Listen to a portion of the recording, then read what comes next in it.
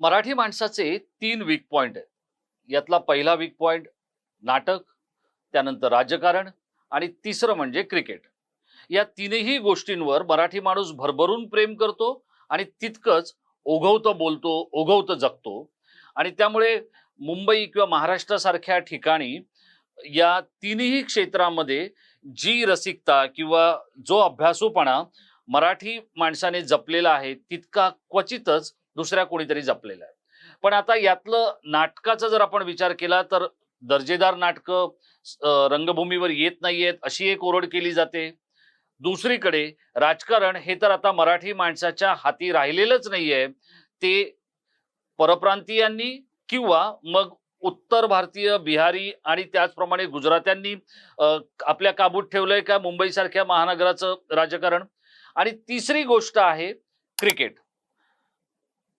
मराठी माणूस किंवा मुंबईकर जितका क्रिकेट वेडा आहे तितका दुसरा कोणताच देशातल्या कोणत्याच भागातला माणूस क्रिकेट वेडा नाहीये. आणि त्यामुळेच भारतीय क्रिकेटची मक्का म्हणून किंवा भारतीय क्रिकेटची पंढरी म्हणून मुंबईकडे पाहिलं जात होतं. हा सगळा इतिहास झाला. पण आज म्हणजे गुरुवारी ज्या वेळेला हा व्हिडिओ शूट करत असताना एका बाजूला शुभमन गिल हा चुटपूट लावणारा 90च्या उंबरट्यावर असताना आऊट झाला एक धाडसी फटका मारण्याच्या प्रयत्नात. हे आपण सगळ्यांनी बघितलं. पण तो जो फटका खेळत होता तो फटका तंत्रशुद्ध नव्हता, पण तरी तो झटपट क्रिकेटसाठी योग्य होता हे समजणारा रसिक जो आहे तो आता मुंबईतून दुरापास्त होतोय का? मुंबईचं क्रिकेट हे श्रीमंतांच्या आणि धनदांडग्यांच्या हाती जातंय का असा प्रश्न पडण्या इतपत परिस्थिती मुंबईच्या वानखेडे स्टेडियमवर आणि या सामन्याच्या निमित्ताने आपल्याला बघायला मिळाली. नमस्कार मित्र हो, मी राजेश कोचरेकर आणि आपण मला महाराष्ट्राच्या किंवा देशाच्या राजकारणावर बोलताना ऐकता, क्वचितच क्रिकेटवर बोलताना ऐकता. पण जसं मुंबईतल्या मराठी माणसाचं क्रिकेट हे एक वेड आहे तसं मला स्वतःला क्रिकेटबद्दल प्रचंड आकर्षण आणि आस्था आहे. पण या मुंबईमध्ये मैदान क्रिकेट असो किंवा मुंबईतलं क्रिकेट जगलं पाहिजे, टिकलं पाहिजे असं समजणाऱ्यांपैकी जी काही मंडळी आहे त्यातला एक प्रतिनिधी म्हणून मी स्वतःकडे पाहत असतो आणि जगत असतो. पण मुंबई होणारा जो विश्वचषक क्रिकेट स्पर्धेचा जो सामना आहे भारत विरुद्ध श्रीलंका, ज्या सामन्याच्या आदल्या दिवशी याच स्टेडियमवर सचिन तेंडुलकर स्टँडच्या बाजूला सचिन तेंडुलकरचा एक लॉफ्टेड ड्राईव्ह करतानाचा पुतळा उभारण्यात आलेला आहे. 22 फुटी उंची हा पुतळा आहे. ही एक चांगली गोष्ट आहे. पण ही चांगली गोष्ट घडत असताना या एका कार्यक्रमाचा प्रोटोकॉल नीट राखला गेला नाही असं माझं मत आहे. याचं कारण असं आहे की एका बाजूला मराठा आरक्षणाचं आंदोलन पेटलेलं आहे तर दुसऱ्या बाजूला शरद पवार किंवा मुख्यमंत्री एकनाथ शिंदे यांच्यासारखे नेते, आशिष शेलार यांच्यासारखे नेते या ठिकाणी जाऊन हा कार्यक्रम करतायत. हा एक विरोधाभास होता. आता इथे सगळ्यात हुशार राजकारणी कोण आहे तर देवेंद्र फडणवीस. ते या कार्यक्रमाकडे फिरकलेच नाही. आणि त्यामुळे आता मुख्यमंत्री का गेले तर मुख्यमंत्र्यांनी याच्या आधीच्या सचिन तेंडुलकरच्या एका कार्यक्रमाला त्यांना जाता आलं नव्हतं.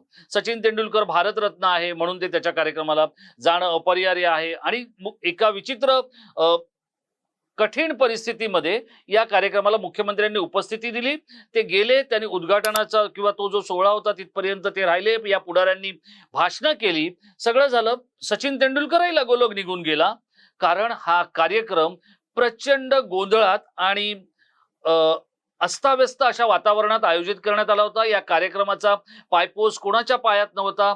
तिथे शेवटपर्यंत कोण येणार, कुठे बसणार याबद्दलही काही नीटचं ठरलेलं नव्हतं. इतकंच काय, पण सचिन तेंडुलकर आणि त्याच्या कुटुंबाचा जो एक प्रोटोकॉल आहे किंवा एक जो शिष्टाचार आहे तोही नीट पाळला गेलेला नव्हता. कार्यक्रम संपल्यानंतर सचिन तेंडुलकर निघून गेला होता, पण त्याची पत्नी, त्याची मुलगी, त्याचा भाऊ हे सर्वसामान्य क्रिकेट रसिक किंवा सर्वसामान्य निमंत्रित जे होते तिथेच बसून अल्पोपहार किंवा चहा पाण्याची व्यवस्था करून घेत होते. आता या सगळ्या गोष्टी तुम्ही म्हणाल की हे काय सांगताय तुम्ही, हे तर फारच व्यक्तिगत आहे. पण हे सगळं आता विचार करण्याची वेळ मुंबईच्या क्रिकेटवर आलेली आहे. तर ती काय आहे ते मी आपल्याला सांगतो. मुंबई क्रिकेटमध्ये आता सध्या फक्त श्रीमंतांचाच बोलबाला आहे. एखादा सामना झाला की वानखेडे स्टेडियमची कॅपॅसिटी ही 34,000ची आहे.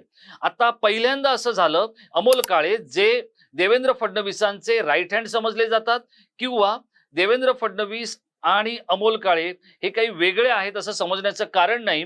इतकं फडणवीसांचं आणि त्यांची जवळीक आहे. या जवळीकतेचा फायदा घेऊन मुंबई क्रिकेट मधला कारभार हाकणाऱ्या अमोल काळेंनी अनेक अनिष्ट प्रथा सुरू केलेल्या आहेत. उदाहरणार्थ मुंबई क्रिकेट असोसिएशन ज्या 5 जिमखान्यांनी बनवलं त्या 5 जिमखान्यांच्या तिकिटांचा कोटा कमी केला गेला.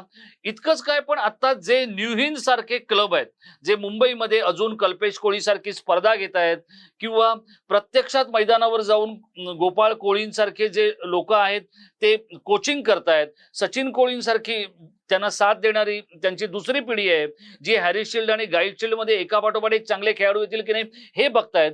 यांनाही ज्या तिकीट्स दिल्या गेल्या त्या तिकीट्स प्रत्यक्षात लिफाफ्यावर वेगळ्या स्टँडच्या सांगितल्या होत्या.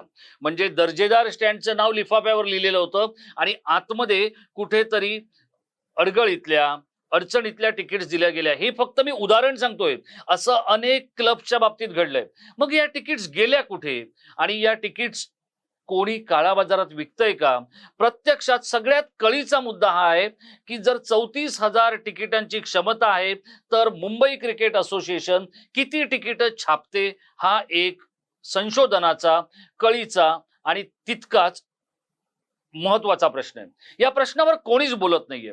खरं तर आता हे अमोल काळे करतायत का की अमोल काळेंच्या नावाखाली आणखी कोणी करतायत? मुंबईतले क्लब विकत घेण्याचा सपाटा काही अमराठी लोकांनी सुरू केलेला आहे. बघा, मी 90च्या दशकामध्ये असं कुठे एका वर्तमानपत्रात लिहिलं होतं की मुंबईचं क्रिकेट किंवा मुंबईचे क्लब हे गुन्हेगारी किंवा गैरमार्गाने आलेल्या टोळ्यांच्या किंवा पैशांच्या माध्यमातून खरेदी केलं जात आहे आणि एक दिवशी मुंबईच्या MCA मध्ये हाणामाऱ्या सुरू होतील आणि या हाणामाऱ्या झाल्या.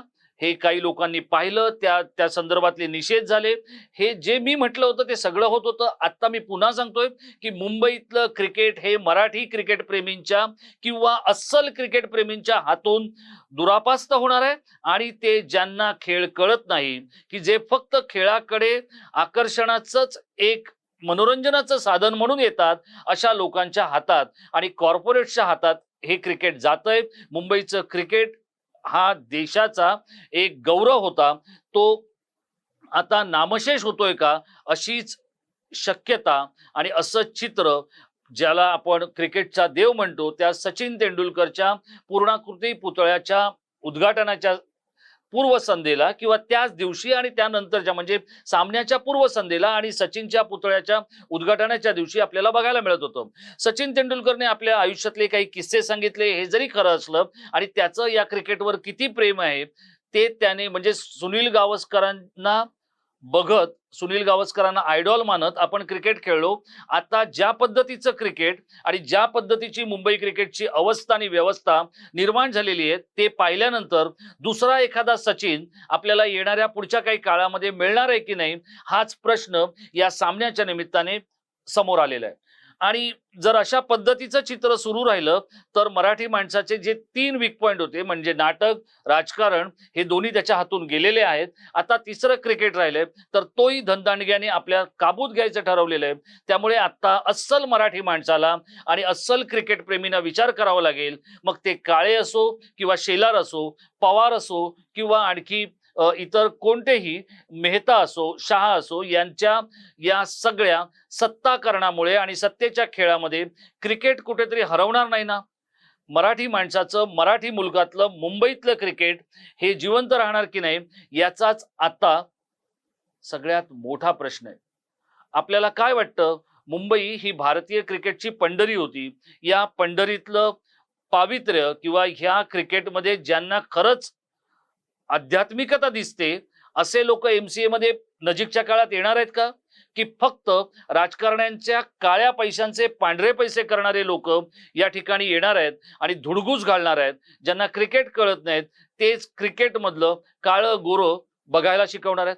आपलं काय मत आहे आपण आमच्या इनबॉक्स मध्ये व्यक्त व्हा आणि हा व्हिडिओ आपल्याला कसा वाटला हे आपण आम्हाला आवर्जून कळवा. हा व्हिडिओ आपण शेवटपर्यंत पाहिलं त्याबद्दल आपल्याला खूप खूप धन्यवाद.